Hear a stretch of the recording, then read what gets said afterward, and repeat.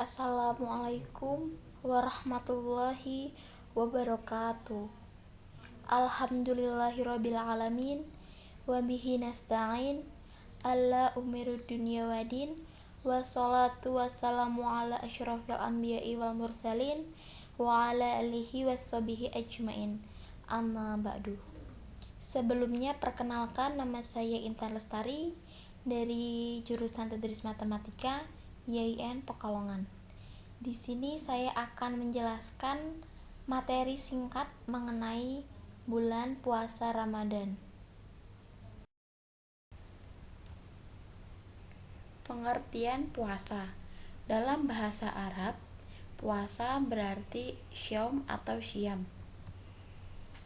Menurut bahasa, puasa berarti menahan diri. Sedangkan arti syom atau syam menurut istilah syariat Islam adalah menahan diri pada siang hari dari hal-hal yang membatalkan puasa, disertai niat oleh pelakunya sejak terbitnya fajar sampai terbenamnya matahari. Artinya, puasa adalah penahan diri dari syahwat perut dan syahwat kemaluan, serta dari segala benda konkret yang memasuki rongga dalam tubuh seperti obat dan sejenisnya. Kemudian ada pengertian puasa menurut syara', ialah menahan diri dari segala sesuatu yang membatalkannya, dari mulai terbitnya fajar hingga terbenamnya matahari, karena perintah Allah Subhanahu wa Ta'ala semata-mata, dan disertai dengan niat dengan syarat-syarat tertentu. Selanjutnya ada syarat puasa. Syarat puasa terbagi menjadi dua macam. Yang pertama, syarat wajib puasa, di mana bila syarat-syarat ini terpenuhi, seseorang menjadi wajib hukumnya untuk berpuasa. Yang kedua yaitu syarat sah puasa, di mana seseorang sah puasanya bila memenuhi syarat-syarat tertentu. Syarat wajib puasa. Syarat wajib ini maksudnya adalah hal-hal yang membuat seseorang menjadi wajib untuk melakukan puasa. Bila salah satu syarat ini tidak terpenuhi pada diri seseorang, maka puasa Ramadan itu menjadi tidak wajib atas dirinya, atau malah sebaliknya, puasa Ramadan hanya akan menjadi mubah, sunnah, atau malah haram. Di dalam kitab-kitab fikih yang muhtamad, para ulama juga telah sepakat melakukan berbagai kajian tentang syarat-syarat yang mewajibkan seseorang untuk berpuasa di bulan Ramadan. Nah, di antara syarat-syarat yang mewajibkan seseorang harus berpuasa, di antaranya yaitu 1. Beragama Islam. Ulama sepakat bahwa syarat wajib puasa yang pertama kali adalah bahwa orang yang diwajibkan untuk berpuasa itu hanya orang yang memeluk agama Islam saja, sedangkan mereka yang tidak beragama Islam tidak diwajibkan untuk berpuasa. Kemudian yang kedua ada balik.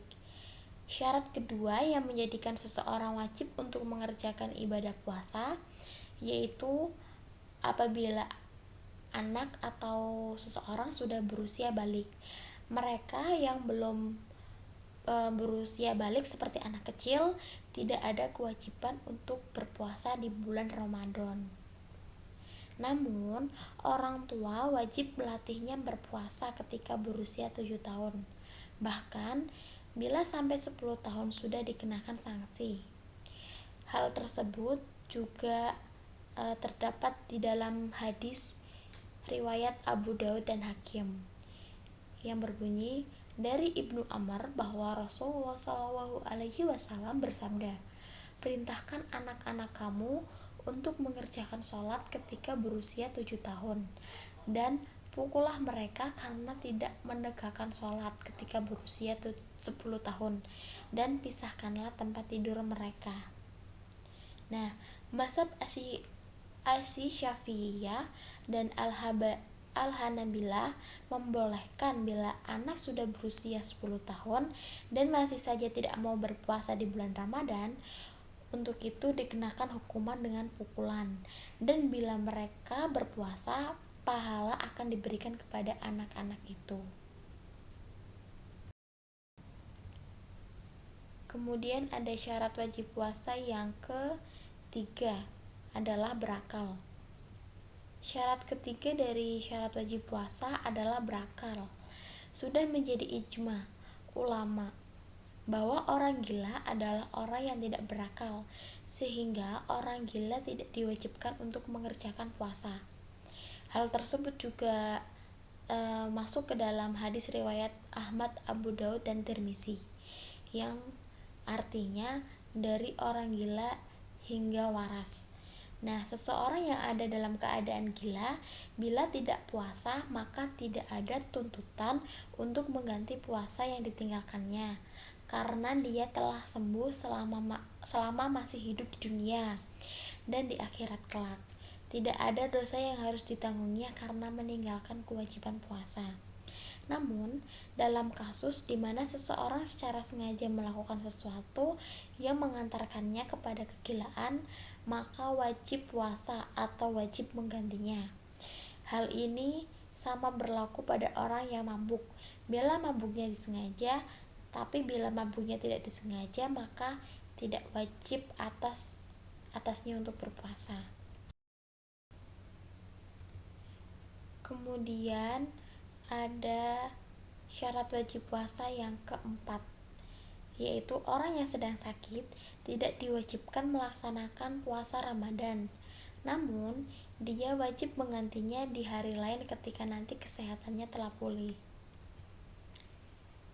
Allah Subhanahu wa Ta'ala berfirman, yang artinya, dan barang siapa sakit atau dalam perjalanan, maka wajib menggantinya sebanyak hari yang ditinggalkannya. Sebanyak hari yang ditinggalkannya itu pada hari-hari lain.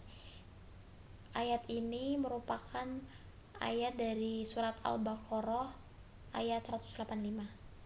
Jadi jenis penyakit yang memperbolehkan seseorang tidak menjalankan kewajiban puasa Ramadan adalah penyakit yang akan bertambah parah bila berpuasa, atau ditakutkan penyakitnya akan terlambat untuk sembuh.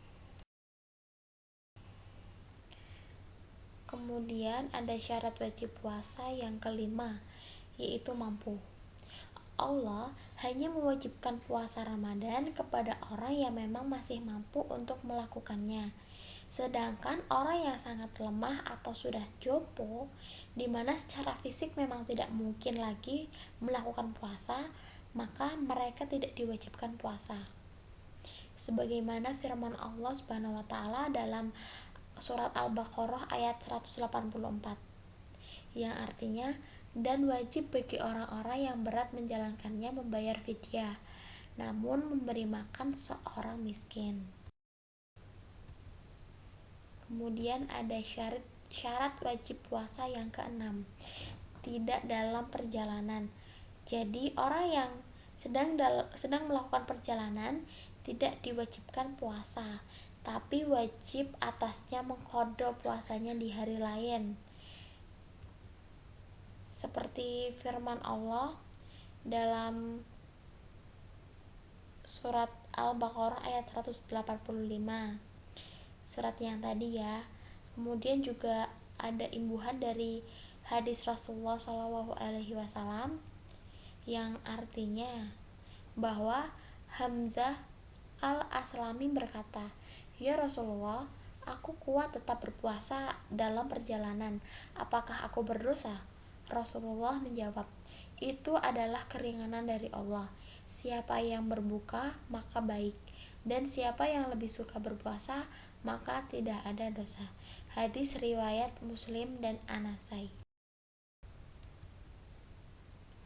Kemudian ada syarat wajib puasa yang ketujuh, suci dari hadis dan nifas. Para ulama telah berijma bahwa para wanita yang sedang mendapatkan darah haid dan nifas tidak diwajibkan untuk berpuasa. Bahkan bila tetap dikerjakan juga dengan niat berpuasa, hukumnya malah menjadi haram. Seperti pada hadis riwayat Muslim yang berbunyi, kami itu wanita yang sedang haid atau nifas diperintahkan untuk mengqadha puasa dan tidak diperintahkan untuk mengqadha sholat. Syarat sah puasa. Yang dimaksud dengan syarat sah adalah semua hal yang membuat ibadah puasa menjadi sah hukumnya. Bila salah satu syarat ini tidak ada, maka ibadah itu tidak sah hukumnya. Sedangkan syarat wajib adalah hal-hal yang bila terpenuhi pada diri seseorang, puasa menjadi wajib atas dirinya. Sedangkan syarat sah adalah syarat yang harus dipenuhi agar puasa yang dilakukan oleh seseorang itu menjadi sah hukumnya di hadapan Allah Subhanahu wa taala. Kemudian di sini ada macam-macam syarat sah puasa. Yang pertama yaitu ada niat. Niat itu sendiri tempatnya di dalam hati, bukan pada lidah. Seseorang yang melafadzkan niat di lidahnya belum tentu berniat di dalam hatinya. Dan seseorang yang meniatkan di dalam hati tanpa melafadzkan di lidah sudah pasti berniat. Kemudian ada syarat yang kedua yaitu beragama Islam. Para ulama memandang bahwa keislaman seseorang bukan hanya menjadi syarat wajib untuk berpuasa, tetapi juga sekaligus menjadi syarat sah berpuasa. Untuk itu, berarti bila orang yang bukan muslim melakukan puasa, baik dia beragama Kristen, Katolik, Hindu, Buddha, dan Konghucu atau agama apapun termasuk ateis yang tidak mengakui adanya Tuhan, maka puasanya itu dianggap tidak sah dalam pandangan syariah Islam. Dan bila mereka tetap berpuasa, maka tidak mendapatkan balasan apa-apa di sisi Allah Subhanahu wa taala. Kemudian ada syarat sah puasa yang ketiga, yaitu suci dari haid dan nifas. Suci dari haid dan nifas selain menjadi syarat wajib, juga sekaligus menjadi syarat sah dalam berpuasa. Artinya, seseorang wanita yang mendapatkan haid dan nifas bila tetap berpuasa, maka puasanya tidak sah dan tidak diterima di sisi Allah Subhanahu wa taala. Bahkan kalau dirinya tahu bahwa sedang mengalami haid atau nifas tetapi nekat ingin mengerjakan puasa juga, maka hukumnya justru menjadi haram. Kemudian ada syarat sah puasa yang terakhir yaitu hanya boleh dilakukan pada hari-hari yang diperbolehkan berpuasa. Bila melakukan puasa pada hari-hari yang dilarang, maka puasanya tidak sah, bahkan haram untuk dilakukan.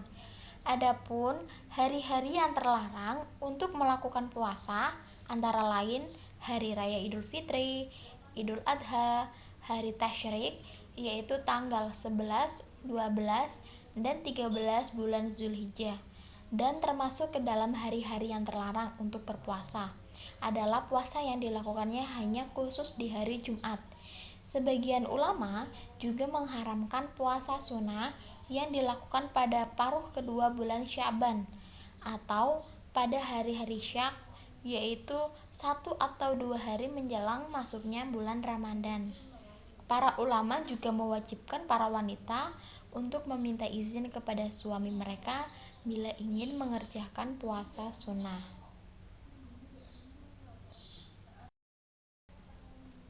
Kemudian ada rukun puasa. Puasa mempunyai 2 rukun yang menjadi inti ibadah. 2 rukun puasa itu adalah niat dan imsak, yaitu menahan diri dari segala sesuatu yang membatalkan puasa. Niat adalah rukun yang pertama dari 2 rukun puasa menurut jumhur ulama. Namun, beberapa ulama tidak memasukkan niat ke dalam rukun puasa, melainkan memasukkan ke dalam syarat sah puasa. Sebagaimana firman Allah dalam surat Al-Bayyinah ayat 5 yang artinya, padahal mereka tidak diperintahkan melainkan supaya menyembah Allah dengan mengikhlaskan ibadat kepadanya, lagi tetap teguh di atas tauhid, dan supaya mereka mendirikan sembahyang serta memberi zakat. Yang demikian itulah adalah agama yang benar. Kemudian imsak. Rukun puasa yang kedua adalah imsak, yang artinya menahan diri dari segala sesuatu yang membatalkan sholat sejak dari terbitnya fajar hingga masuknya waktu malam yang ditandai dengan terbenamnya matahari. Telah ditegaskan juga oleh Allah Subhanahu wa taala di dalam Al-Qur'an yang artinya, dan makan minumlah hingga terang bagimu benang putih dari benang hitam, yaitu fajar. Kemudian sempurnakanlah puasa itu sampai malam. Quran Surat Al-Baqarah ayat 187. Makna ungkapan benang putih adalah putihnya siang dan benang hitam adalah hitamnya malam. Dan yang dimaksud dengan hal itu tidak lain adalah terbitnya fajar, sedangkan batas akhirnya disebut sampai malam, tetapi yang dimaksud adalah terbenamnya matahari. Selanjutnya ada hal-hal yang membatalkan puasa. Yang pertama ada makan dan minum, yang kedua jima, yang ketiga mutah, dan yang keempat adalah kehilangan rukun dan syarat sah puasa. Selanjutnya ada dalil yang menyatakan makan dan minum batal, yang artinya, dan makan minumlah hingga terang bagimu benang putih dari benang hitam, yaitu fajar. Quran Surat Al-Baqarah ayat 187. Ayat ini menggambarkan tentang apa aja yang boleh dilakukan pada malam hari sebelum terbitnya fajar, yaitu makan dan minum. Sehingga pengertian terbaliknya adalah makan dan minum merupakan hal yang terlarang dilakukan ketika sudah memasuki waktu fajar.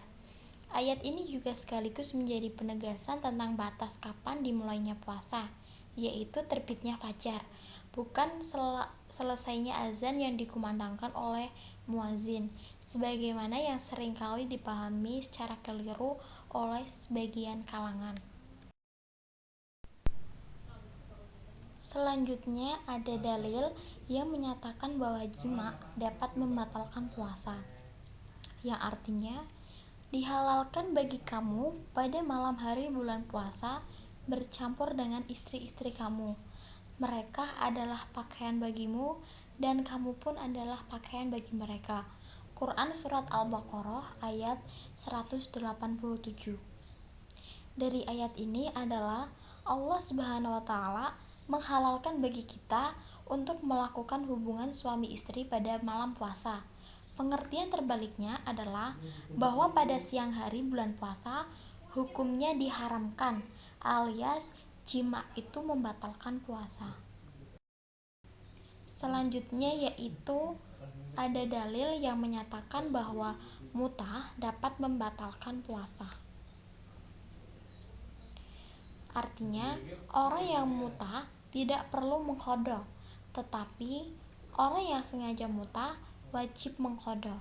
Hadis riwayat Abu Daud, Tirmizi, Ibnu Majah, Ibnu Hibban dan Al-Hakim. Alhamdulillahirrahmanirrahim. Mungkin itu saja penjelasan dari saya mengenai materi singkat bulan puasa Ramadan. Semoga penjelasan saya dapat bermanfaat bagi kita semua. Amin. Amin ya rabbal alamin. Sekian dari saya. Wassalamualaikum warahmatullahi wabarakatuh.